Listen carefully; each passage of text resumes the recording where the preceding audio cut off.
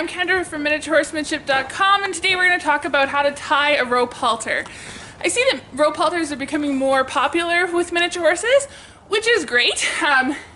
They can be a good tool, but I also see a lot of pictures of people tying their rope halters wrong. So I thought we'd do a little tutorial on how to tie the rope halter and why it makes a difference.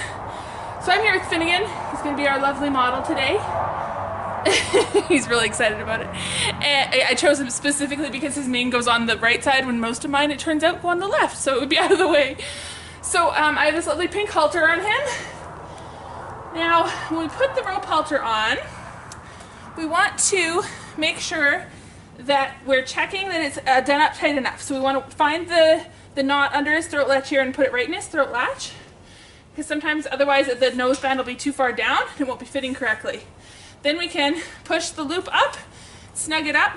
Now what I see people doing that's incorrect is they tie the knot above the loop, like this.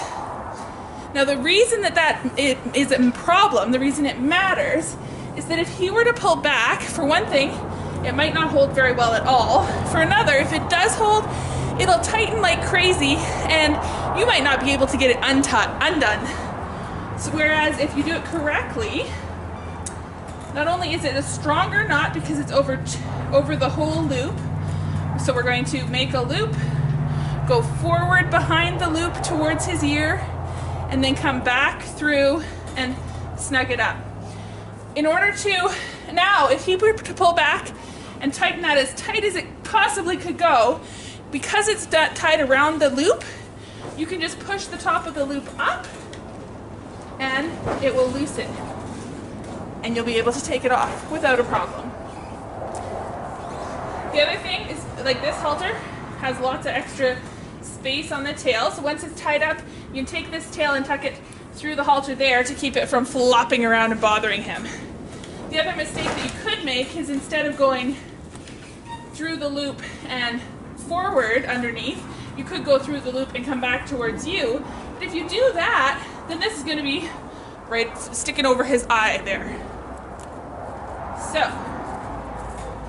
correct way is you go through the loop, go behind towards his ear, then tuck under and pull tight.